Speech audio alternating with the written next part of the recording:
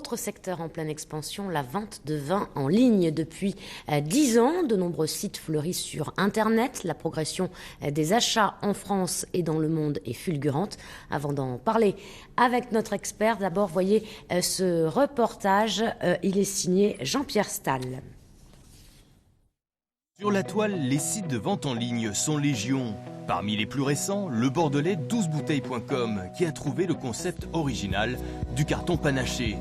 Ce qui nous intéresse, c'est qu'ils choisissent des vins différents et qui constituent son propre carton qui correspond à ses goûts et qu'ils consomment. Donc on a créé des cartons qui sont préfaits, qui sont de 12 bouteilles et qui correspondent à des thématiques. Un carton de saison, un carton de rosé. Le carton le plus drôle à mon avis est celui du gendre parfait qui a un carton pour lui qui s'appelle « Merde, mes beaux-parents viennent dîner ». Ici, le prix moyen du carton de 12 est de 360 €. Cela s'adresse à une clientèle de classe moyenne et supérieure. Vraiment, nos clients sont à Paris car ils habitent tous dans des appartements. Ils n'ont pas de possibilité de mettre leur vin dans des caves comme on a à Bordeaux.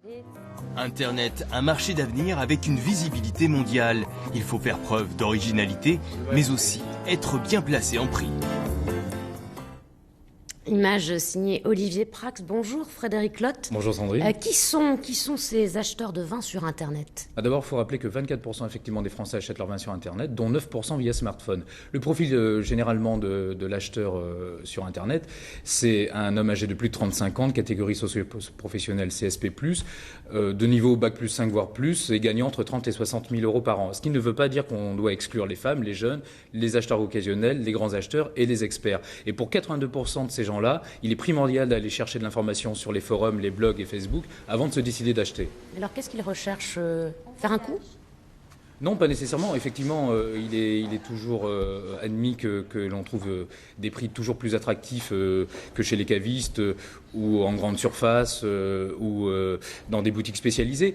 Mais d'abord, on vient y chercher la sécurité. Alors évidemment, ce qui fait le succès d'ailleurs de ces sites, qui les rend pérennes, c'est le paiement sécurisé, c'est la qualité de l'offre, toute la panoplie des services à forte valeur ajoutée, c'est l'ergonomie, sa rapidité, sa clarté, sa capacité à être responsive, c'est-à-dire on en parle beaucoup de plus en plus parce que c'est l'enjeu de demain, c'est-à-dire être capable d'être affiché correctement aussi bien sur un ordinateur, une tablette ou un smartphone, ces deux derniers canaux d'achat et de vente étant en plein essor. Donc on a compris ce qui pouvait faire le succès de certains sites par rapport à d'autres. Il y en a quand même beaucoup. Ça veut dire qu'il y a des risques encore à acheter du vin sur Internet. On se rappelle de l'affaire 1855.com.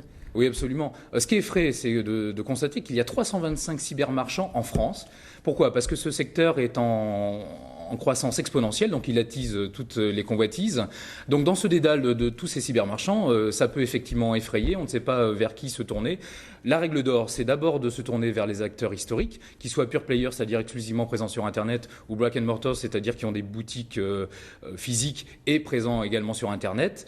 Et évidemment, vérifier les délais de livraison, le respect des délais de livraison, la qualité d'emballage, et pourquoi pas, pour ne pas prendre trop de risques et dissiper tout malentendu, de vérifier sur les forums en tapant le mot arnaque et passer une toute petite commande pour vérifier tous ces critères-là. Merci Frédéric, on se retrouve dans un mois pour une nouvelle chronique que vous pouvez bien sûr revoir sur notre site internet. Merci.